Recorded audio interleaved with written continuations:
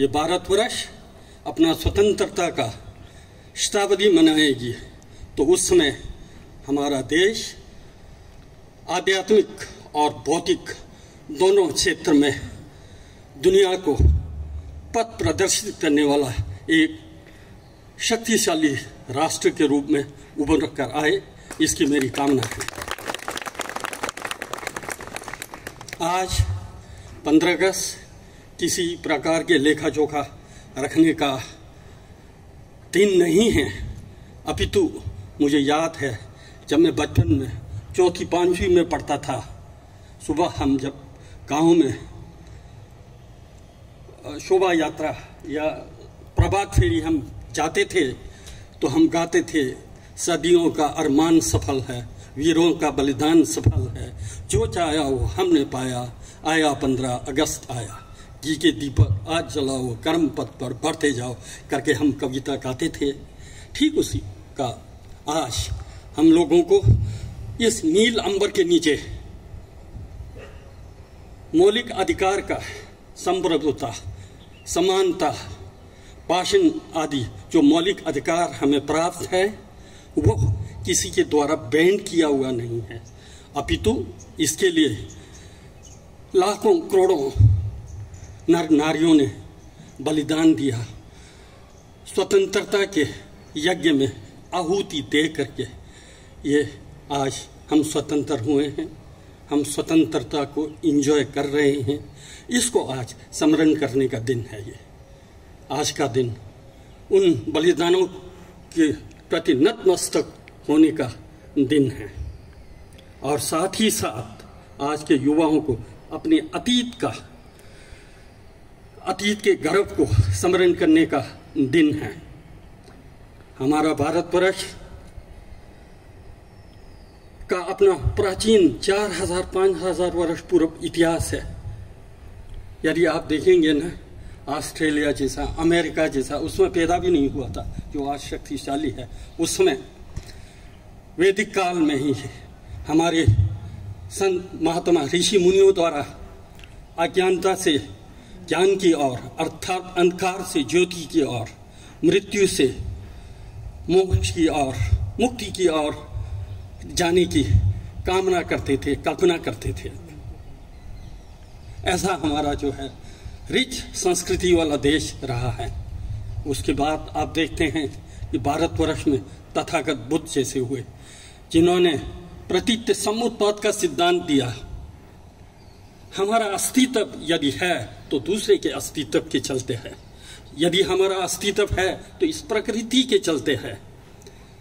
किसी का स्वतंत्र अपना अस्तित्व हो नहीं सकता है, सब एक दूसरे पर सापेक्ष हैं। इस प्रकार का सिद्धांत तथागत बुद्ध ने आज से लगभग 10,000 वर्ष पूर्व दिया था। ऐसा ये देश रहा है। वहीं आप देखें अहिंसा के रूप में महावीर जैसे ने अहिंसा पर जो है बल दिया था और आगे चलकर आप देखते हैं इतिहास में नागार्जुन, चंद्रकीर्ति और वहीं बोधिसत्व में देखते हैं आप ऋषि कपिल, गौतम आदि अनेक धुरंधर पंडित और विद्वान हुए हैं जिन्होंने जो है इस देश को जो है विकसित करने में अपना अपूर्व योगदान दिया है।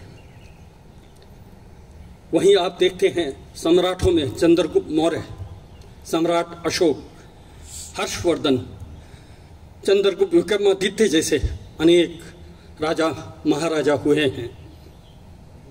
उनको आज स्मरण करने का दिन है।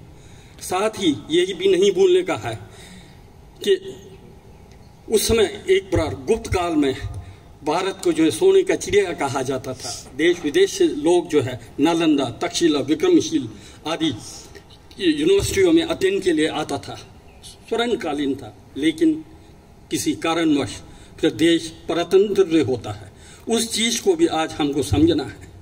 किस भेदभाव के कारण, किन स्वार्थ के कारण हम लोग गुलामी के बंधन में फंसे, इस पर भी विचार करने का, चिंतन करने का आज समय है। और फिर उसके बाद जब स्वतंत्रता, ये भी मुझे बचपन में है, 5वीं कक्षा में है, सुमित्रा कुमारी चौहान का है, जिसने झांसी की रानी पर कविता लिखा है। उसमें कहती है चमक उठी सन 57 को वो तलवार पुरानी थी, बुंदेले हर बोलों से मुखामने सुनी कहानी थी, खूब लड़ी मर्दानी वो तो झांसी वाली रानी थी। अर्थात झांसी की रानी अपने पुत्र को जो है पीठ पर रख करके अंग्रेज़ों से बदला लेती है, वो है। उनको स्मरण करने का समय है आज, है ना।